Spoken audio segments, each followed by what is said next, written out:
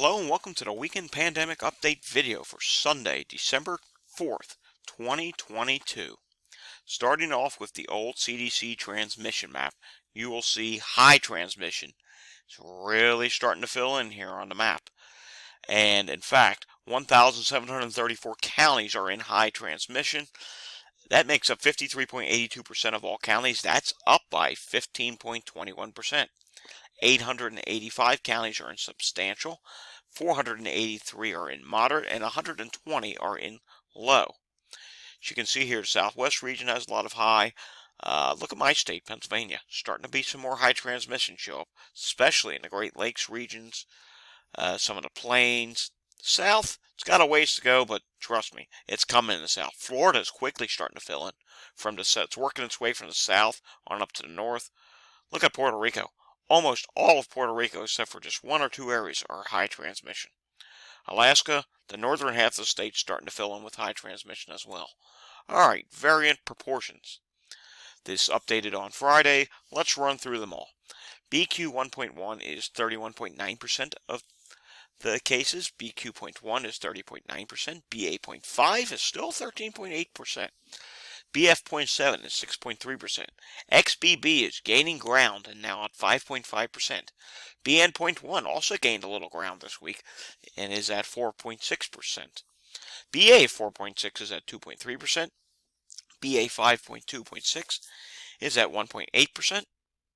BF.11 is at 0.9%. BA.2 is, remember, it was making a little bit of a comeback. It still has. It's at 0.8%. BA 2.75 is at 0.7%. BA 2.75.2 is at 0.5%. All right, we do have a couple COVID positives to talk about. Former President Bill Clinton tested positive back on November 30th. Janet Todd tested positive on November 30th. And on December 2nd, Chris Murphy tested positive. He is a senator out of Connecticut, and he is 49 years old. All right, taking a look at the cases. It's the weekend. There's not going to be a lot of cases. So far, there's none for today, so we'll just read what we have from yesterday.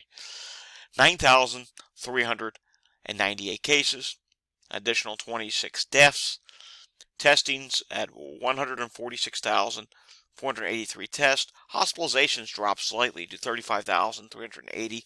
That's down by 239. ICU is at 4,097. That's down by 6. And by the way, cases for the week are up 33.8%. And it's clearly visible here on the map. Even with the weekend lag, it's visible. All right, let's go through the states that did come in. New York State, 6,056 cases. Puerto Rico, 1,456 cases. More in Puerto Rico in a moment. Arkansas, 1,215 cases. Connecticut, 537. And Maine, 134. Let's take a look at the hospitalizations in Puerto Rico, shall we? They were rising, and oh wow, look at this. So Puerto Rico hospitalizations, as you can see here, they were below 200. Now they have quickly raced above 200. And they're continuing to rise. We'll have to see if they get past where they were in the summertime. My suspicion tells me they just may do that. And let's take a look at another one, shall we? Let's take a look at, let's see here, New Jersey. I want to see where New Jersey hospitalizations are at. Because as we know, New York State has been rising. And look at this. New Jersey has been rising post-Thanksgiving. Look at this. They're actually really rising. They were at 1,000. Now they're all the way up to, let's see the chart here. Yep, now they're already up to 1,267, slightly down from yesterday. Again, weekend lag. Moving on to New York State. New York State has 4,140 new cases, 7% positivity. And let's take a look at their hospitalizations. They're at, on the most recent update, 3,316 people in the hospital and 288 people in the ICU. All right, national COVID hospitalizations. 35,632 on the HHS. National hospital capacity is at 79.49%. 5.11% is being used for coronavirus. Let's take a look at Texas here. Yeah, this is concerning. Well, first off, Texas changed how they do their dashboard. They condensed it.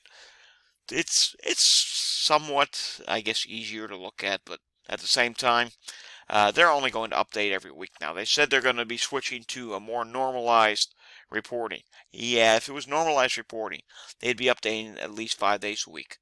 So take a look at Texas. As you can see here, back here on November 12th, they had 991 people in the hospital. Fast forward a little bit to November 17th, they had about exactly 1,000 in the hospital. Look what's happened ever since. Kaboom!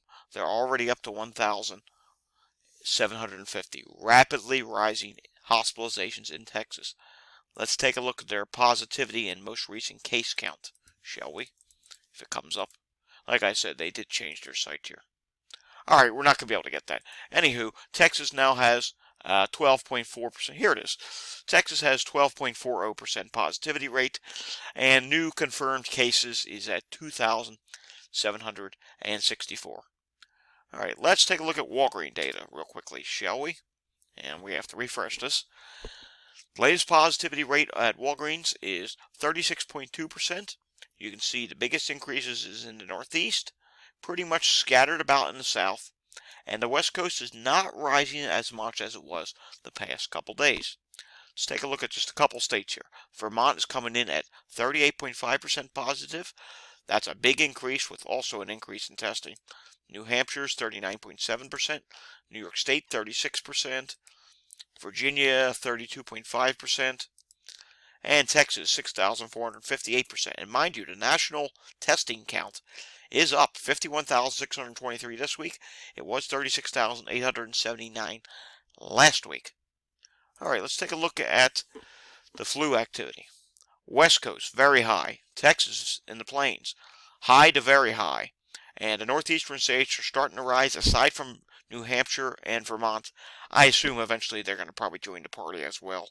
Puerto Rico right now is at just about high levels, almost very high levels.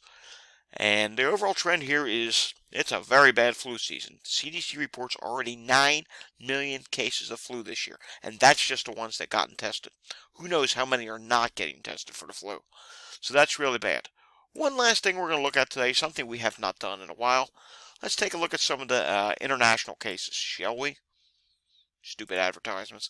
And let's take a look at some of the international cases. We'll use yesterday.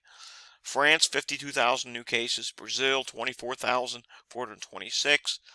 Japan, this is concerning. Japan is at 109,591 cases with 180 new deaths reported. And let's take a look at total deaths and see where Japan ranks now, shall we? For total deaths, Japan now ranks at 23rd place. So remember before, when we were looking at this about a month or two ago, yeah, Japan bumped all the way up to 23rd place, and with this next surge that they're having now, they may surpass Chile and perhaps the Philippines eventually. Not good. Alright, thanks for watching this video. Stay safe, everyone, and remember to hit the like and subscribe button down below. Thanks for watching.